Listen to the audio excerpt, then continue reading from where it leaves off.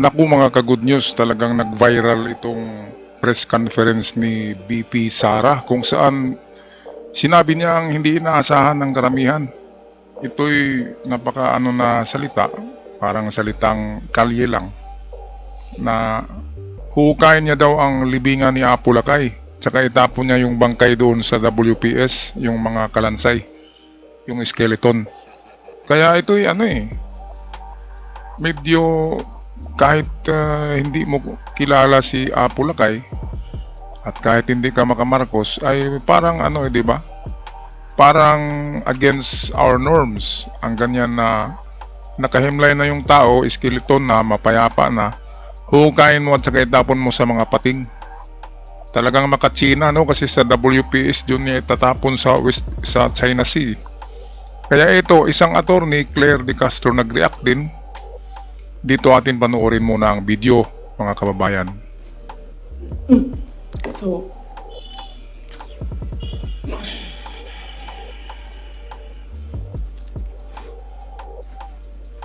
Teka, may napansin ako dito kay Sara.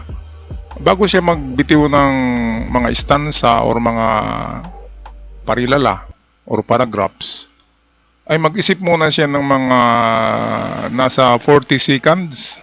Kaya sinasabi ko loading bakit ganon? Dapat meron siyang isinulat na babasahin niya. Tinatawag na idiot boards. Dapat meron siya noon. Ito kasi press conference ito. National TV. Kaya dapat maingat ka sa iyong mga sinasabi. Lalo na kakandidato ito ngayong eleksyon sa susunod na taon. Okay, so ito na. Pakinggan natin muli. so, Takal kasi ano ba naman yan? imagine myself cutting his head. I cut his head. So, noon, na-realize ko, toxic na, di ba? Ganyan na yung imagination mo. Ang imagination mo, sinasakal mo na yung tao. And then I said, this is over. Gusto niya, kung hindi kayo tumigil, huhukayin ko yung tatay ninyo, itatapon ko siya sa West Philippine Sea. Sinabihan ko si Senator Amy. Ang tinutukoy niya dito na pag hindi kayo tumigil, itong sa Congress, yung hearing, yung pinapatawag siya doon sa Congress para imbestigahan yung paano niya inubos or nilustay sa 11 days ang 16 million pesos na OBP budget. 16 million inubos lang 11 days at walang nabili na kung anong project, kundi nagre-rent lang daw ng mga safe houses. Anuhin yung safe houses, di ba? Hindi ka naman nagtatago ng kung ano-ano. Kaya yun, 16 million, hindi ma-explain, walang mga resibo. Kaya tuloy, pinag-initan siya sa Congress. So itong pinagmulan nitong kanyang paghimutok na puntahan niya si Apo Lakay, hukayin niya. Kaya kinabukasan may mga loyalista na pumunta sa libingan ng mga bayani.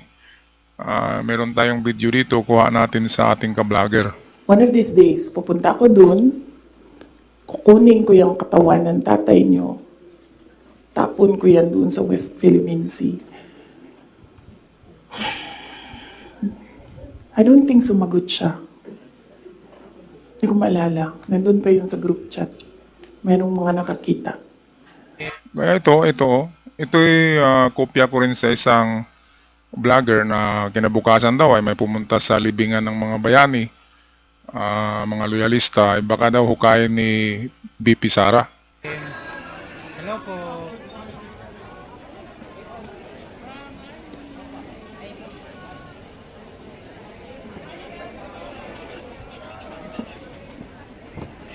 Ayan, Media page ng DZXL News. Ang dami talagang nagre-react, Attorney Claire. Okay, ito na ang attorney. Usapang batas ito ni Attorney Claire Castro. Isang neutral attorney lang ito, hindi naman ito makamarkos. Pero meron siyang reaksyon tungkol sa batas sa paglilibing ng presidente. Kaya atin dito pakinggan ito kasi ito'y opinion ng isang attorney. At kilalang attorney ito na may alam sa batas. At hindi ito vlogger ni Marcos. Kaya atin pakinggan. Ating mga netizens. Sige. Oo. Ano ba yan? Dahil ito nga ay inihayag, no? Sabi nga po ni Vice President Sara Duterte na huhukay nito ang labi ni dating Pangulong Ferdinand Marcos Sr. At ipatatapon sa West Philippine Sea. Inihayag niya yan. At ito nga ang kanyang paghahayag sa pamilya, no? Sa Marcos. Okay. Attorney Claire. So meron tayo, wala. Kanina during the report ayun ay nai-play natin. Hindi ko lang sure ngayon sa ating digital. Because kanina may isang political analyst na nagpahayag din sa interview natin dito sa RMN Manila. Okay. Oo, yun na si Dr. Froilan Calilong na sinasabi niya na malabong patulan din ito ni Pangulong Bongbong Marcos. Okay. Malabo nga. Good morning po, Sir Edison. Madam Vice President. Ang papa niyo po ang naggawa ng desisyon against all Filipinos na may libing si Marcos Sr. sa libigan ng mga bayani. Ano na po ang nangyari ngayon? Nakalimutan na po ba ng nakaupo ngayon? Maraming salamat. Hindi ko alam. Pero isang beses sinabihan ko talaga si Senator Aini. Sabi ko sa kanya, kung hindi kayo tumigil, huhukayin ko yung tatay ninyo. Itatapon ko siya sa West Philippine Sea. Sinabihan ko si Senator Aini. One of these days, pupunta ako dun, kukunin ko yung katawan ng tatay nyo. Tapon ko yan dun sa West Philippine Sea. Grabe, walang galang, no? Ex-president, hukayin mo, tapos itapon mo. Kung gawin yun ni PBBM sa kanyang lolo, hindi ba siya magagalit? Parang walang pinag-aralan, Attorney pa naman ito. At dapat alam niya kung ano yung mga sinasabi niya kasi nasa telebisyon siya, nasa national TV. Maraming kamera ang nakaharap sa kanya. Kaya nga viral kagad tong mga video niya dapat mahinahon ka lang. Katulad kay PBBM, hindi nagsasalita ng tungkol sa mga kalaban. Ang mga appearance ni PBBM ay yung nagpipirma siya ng mga project, meron siyang mga magandang balita, hindi yung ganyan na puputulin mo yung ulo ni PBBM. Tapos yung tatay ni PBBM na kalansay na, hukayin mo, tatapon mo sa WPS, doon kay Xi Jinping. Kasi kasama niyo si Xi Jinping. Ay nako. Parang parang hindi edukada. Ang ganitong pananalita ay parang hindi nag-aaral, di ba? Kahit ang barumbado ka, pero pag-isipan mo yung sinasabi mo kasi nasa public office ka. Kaya nga sabi ni Trillanes, VP Sara doesn't fit in any government office. Yun nga ang sabi ni Trillanes. At merong pinapile ngayon si Trillanes na 20 kakaso against Sara para ma-impeach. Okay, so patuloy tayo sa usapang batas ni Claire De Castro. Attorney ito. Sana tayo. Yes, sir. Ito naman yan. Unang-una, tanong natin. Okay? Ano ba muna ang karapatan ni VP Sara na gawin yun? Ano nga ba? Abogado siya. Tama. She knows the law. Tama. Yun ang alam ko, Attorney Claire. She knows the Alam law. niya ang batas. Walang batas-batas Nagsasalita ba siya? Actually, Katulad ng ama niya walang batas-batas. Walang batas-batas dito, sabi nila. yata niya yun sa GC or what? Nagsasalita ba siya dahil hindi niya alam yung batas? O nagsasalita siya dahil nang-aasar siya? Doon ako sa Aasar? Aasar. Pero sana kung mga asar ka, yun nasa tamang batas. yun lang. Di ba? Tama, Kung tama. asar ka, para hindi ka mapulaan. Sabi mo nga, lawyer. Lawyer ka di ba? Oo. Unang-una, kailangan ba talagang tanawin ang utang na loob ng mga Marcoses yung pagpapalibing sa libingan ng mga bayani? Sa akin to kung itong mga utang na loob na lang ang pag-usapan, ay kung hindi dahil kay PBBM at kay Imelda Marcos, kung hindi dahil sa Ilocandia, sa mga taga Ilocos, taga Luzon, taga Manila, kung hindi sa kanila na mga supporters ni PBBM, milyones yun, mga diehard na loyalista ni Marcos, ay hindi mananalo si Digong Duterte noong eleksyon. Kasi si Digong ay dito lang yan famous sa Mindanao. Pero sa Manila, hindi yan doon ibubuto ng mga tao. Kaya doon sa Ilocos, Ilocandia region ay landslide, Digong Duterte ang nanalo doon. Kaya overall, nanalo si Digong all over the Philippines. Sa Cebu ay meron ding mga doon supporter si Digong, kaya nanalo din. Pero kung ang buong Luzon ay hindi bumoto kay Digong, kung hindi lang sumuporta sa kanyang mga Marcos, matalo siya sa labanan na yon. Kasi ang kalaban niya doon ay mga pink, di ba? Sino ba yon? Robredo yata, di ba? At malakas sa Luzon ang mga Robredo sa Manila. Malakas yun kasi mga elitista. Kaya kung pag-usapan lang ang utang na loob, malaki ang utang na loob ni Digong Duterte kay Marcos at kay Imelda. At hindi siya mananalo na maging presidente. Ngayon, nanalo din si Bongbong landslide dahil sa tulong ni Duterte. Pero kahit walang tulong ni Duterte, ay posibleng manalo pa rin si Bongbong dahil meron talagang mga loyalista si Marcos. Marami. Kahit sa Mindanao, marami.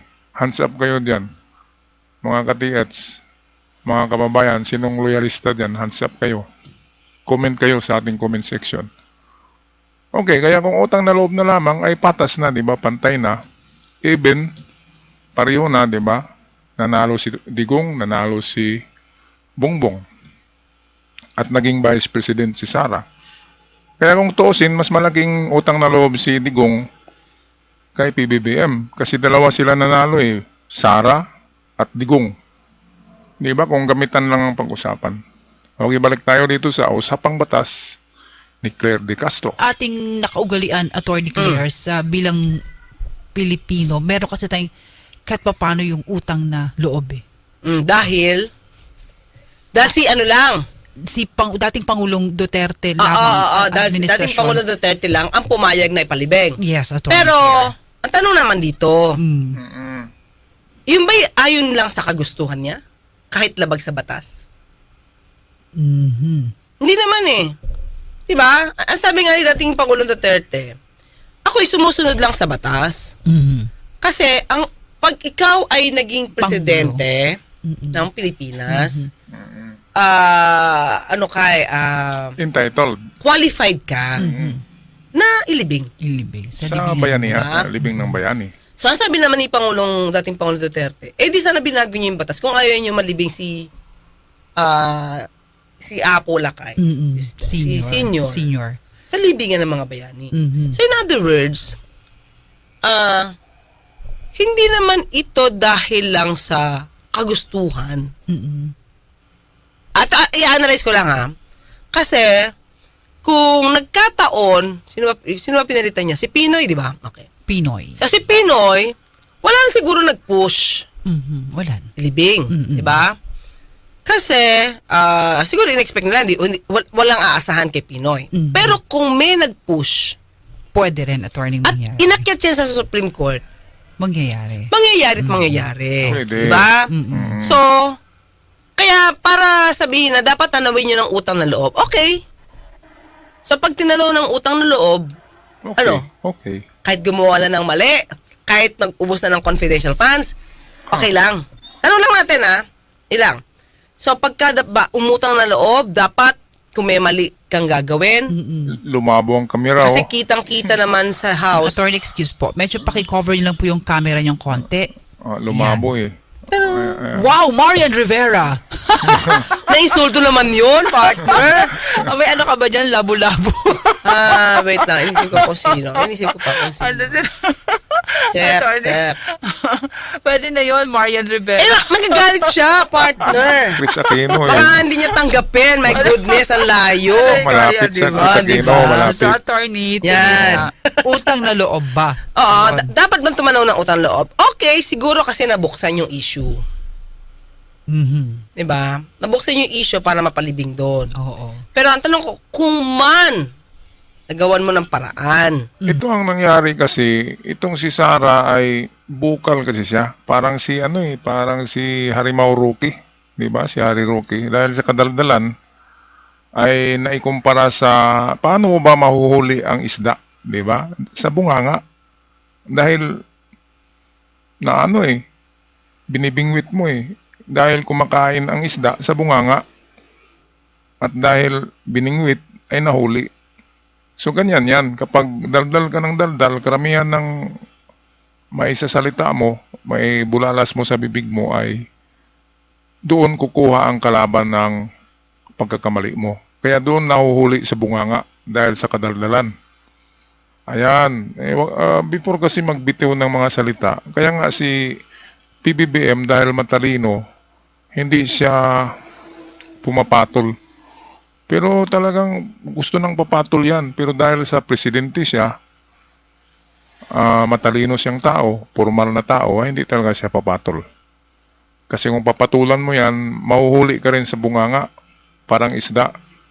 'Di ba? Doon sa mga sinasabi mo, doon kukuha ang kalaban ng itatapon sa iyo na dumi. Kaya yan, ang matalinong tao ay tahimik. Okay, balik tayo kay Claire. na ma-push yung issue. Mhm. Magpipikit mata na lang ba ang Pangulo, yung mga ibang mga tao, Mhm. 'di ba? The likes of Senator Risa. Mhm. Magbubulag-bulagan na lang ba sila? Okay? Kasi may utang na loob sila kay Pangulong Duterte. Well, attorney, sabi ko nga po, sa realidad na nangyayari sa atin sa politika, sa buhay natin mga Filipino, may ganun talaga eh. May ganon, 'di ba? Pero tama ba? Ang tanong natin is tama ba? Sa O, hindi, wag tayo sa reality. okay, sa isang Tama banda, ba? pag may ginagawang hindi maganda, kahit na may utang na loob ka, hindi mo dapat gamitin yung utang na loob para lang mapagtakpan yung kanyang mali. Oo. At kung totoong magkaibigan kayo, 'di ba mas magandang tapikin mo. ka? Oo, itatama mo Para- yung... Oo. Yan. Okay. Natatandaan mo mga, kaya sabi ko nga, okay lang na nabuksan ang issue na to because of Pangulong Duterte. Mhm. Pero partner, sabi ko nga kung may gumawa ng iba nito sa panahon ni Pinoy, mananalo pa rin malamang. Yung pagpapalibing kay dating Pangulong Marcos. Senior, oo. Kasi meron ng Supreme Court decision dito, partner. Okay? 9 ang bumoto, 5 ang nag-ayaw. Ayaw, oo. So majority yun eh. Kaya lang, attorney, sa panahon nga kasi ni Duterte na ilibing, di ba? Pero mayroong Supreme Court decision, may humarang eh. Oo. So ngayon, ito yung ginawang salita o pangungusap ni Vice President Sara Kaya, Duterte. pero, okay. Ano naman nga yung karapatan mo? Nagsalita yung Supreme Court Mhm. na may karapatan yung mga Marcoses na ilibing yung tatay nila doon. O, ano na ngayon ang karapatan mo para hukayin yan at dalhin mo sa WPS? Alam ko naman, partner, Mhm. na ito ay exage. Okay, tama. Ano bang karapatan na babastusin mo yung patay, di ba? Yung patay, presidente yun eh. Hindi lang yung presidente. Yun sana ang magsalba ng Pilipinas at buong mundo. Dahil sa kanyang Wealth for Humanity na kasama niyang naibaon. Kaya malaking pambabastos eh. Kahit sinong tanungin dyan. Kahit kalaban pa ni Marcos. Ang tanungin nyo ay hindi papayag na hukayin yung kalansay at itapon doon sa mga enchik sa WPS. Kahit sino. Kahit ako, hindi ko kaano-ano yung Marcos eh. Hindi ako nila kilala pero ayaw ko ng ganyan. Kasi pambabastos na yan sa hindi lang sa kay Marcos kundi sa kultura. Sa kultura nating Pilipino.